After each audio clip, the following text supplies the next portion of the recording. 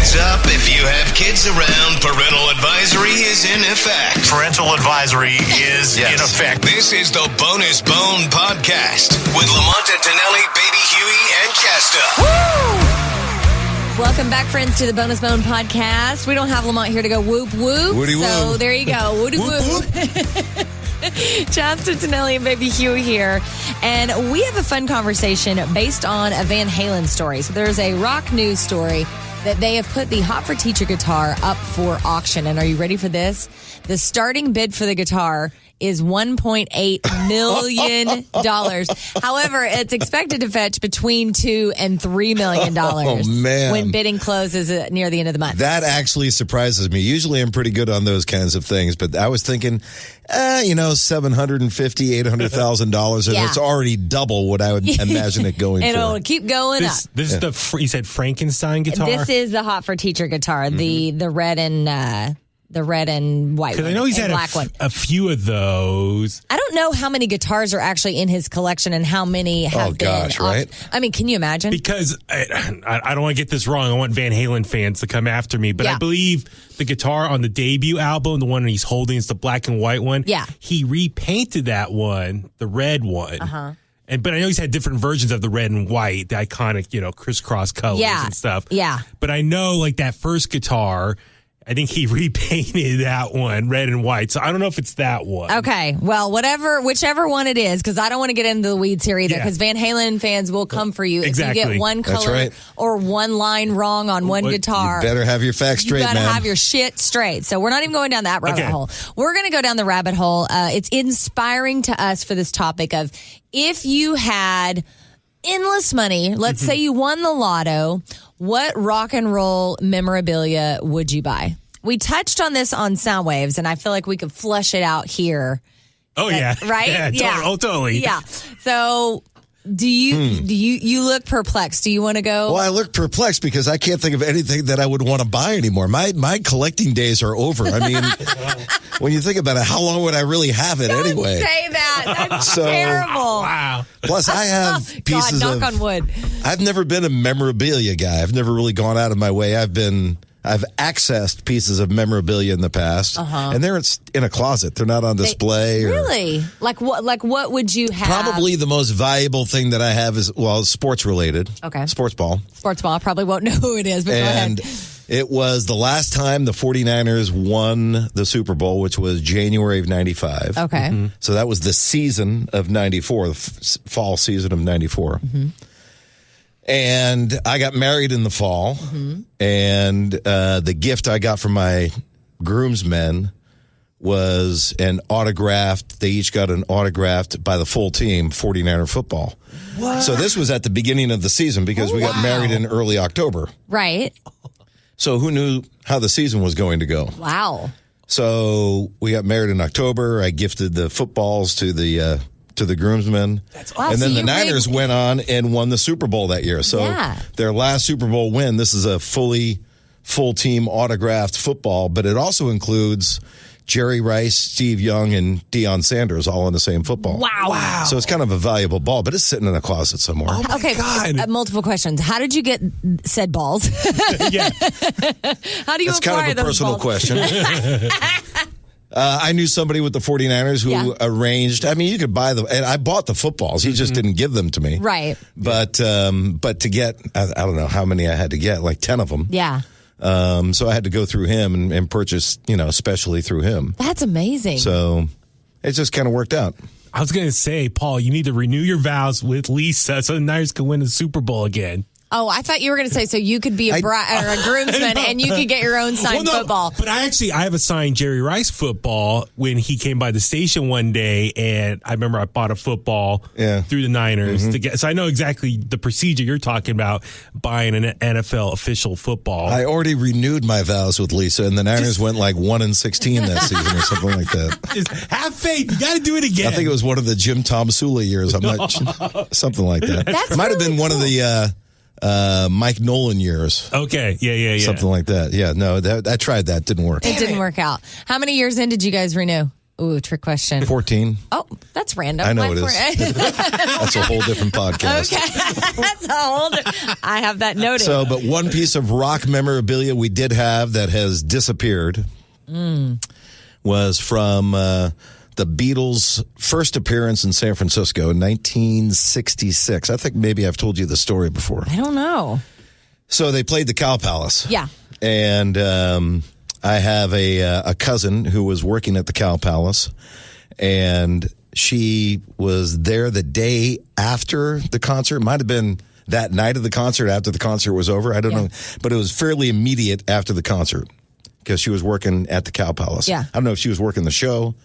I don't know exactly what she was doing. My brain is like melting thinking about the Beatles playing the Cow Palace. Like, right? that's just Everything crazy. was a small town back then. Yeah. Because I'm thinking of like when they played Candlestick or whatever, but the Cow Palace, wow. So she took an ashtray from the stage. Yeah.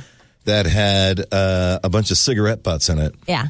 From the Beatles. DNA. During the show. That's DNA. There were also, I don't know where the ashtray was on the stage, but one of the Beatles was hawking loogies into the ashtray. And DNA, for real. I was just thinking about their lips on the cigarettes, but that for real. You could clone a Beatle. So my sisters were absolute gaga over the Beatles, right? Uh-huh. My cousin who worked at the Cow Palace liked the Beatles, but she was much more practical about it. So she got the ashtray from the stage and gave it to my sisters. Wow. That's crazy. So for years, that ashtray sat in one of my sister's bedrooms on the dresser. Yeah. Wrapped in cellophane. That's gross. With cigarette butts, ashes, and a loogie. Dried loogie. That's so gnarly. Kind of like a cracked, dried loogie. Oh my God. Ooh. All yellowed.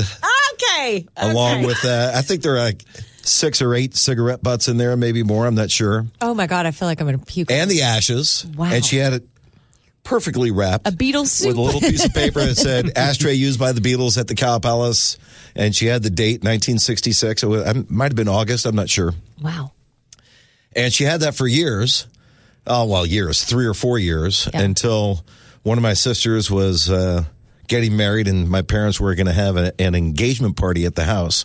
So they hired some house cleaners to clean the house ahead of the engagement party weekend. Oh, my God. And the house cleaner unwrapped it, washed it out, threw everything out, and put it back on the dresser. Oh, my God. She washed away a potential new Beatle. I know. You can't clone the Beatle without so the that's loogie. probably the most unusual, valuable piece of rock memorabilia we've had in our household. We're not going to top that story, Huey. No, we're done. Podcast over. Sorry, we're out of here. Holy crap. Okay, she didn't read the sign. You said there was a sign right by the ashtray. I don't think she spoke English. Oh, yeah. Therein lies a problem. Oh, my Do God. not touch. Do not touch the John loogie. Lennon spit, or whoever spit in there. DNFT. Oh, I wonder what that would even go for, because that is, like, if you were to sell that, because that is so distinct. Right, but it's unverified though too, so it wouldn't be worth anything. Yeah, you'd have to get it documented somehow. But you know it's worth something in your heart, and that's all that matters. Paul, you should get an ashtray, spit in it, and say, "Look what I found." She didn't clean it out after all. Gotcha. Wow, that's very cool and depressing. She may still have the ashtray. I have to ask her. I mean, do you keep it at that point? They used it. It's still valuable in your heart. So what would you guys buy? Well, you have Green Day stuff, don't you? Like, don't you? Haven't you stole something? No. Liberated? No. Liberated. Not that he's willing to admit here. No, I have a signed Metallica guitar. I have a guitar that Metallica. That you stole? I'm kidding. No. This was pre-planned years ago. Okay. We had a guitar. I bought a guitar, sent it to them, and they signed it for me. So I have all 4 members of Metallica. That's cool. They all signed Master Puppets for me.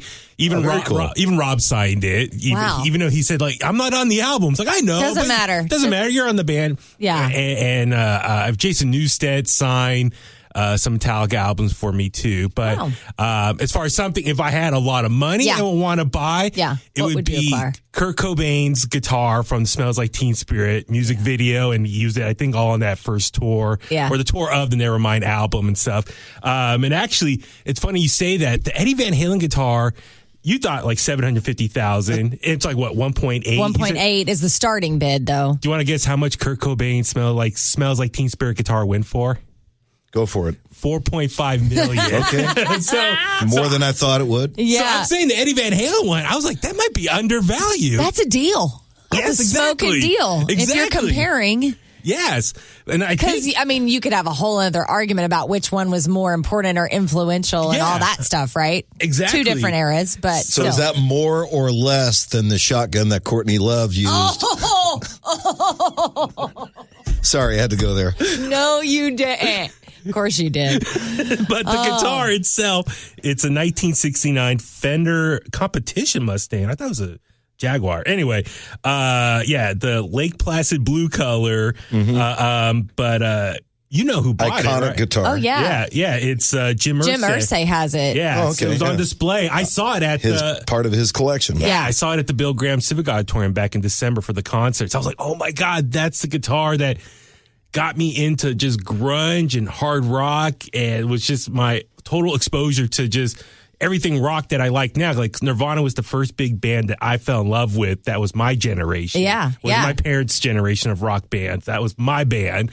And then from there, Green Day and all the other 90s hard rock, grunge, punk, everything, metal. So that guitar just means a lot to me.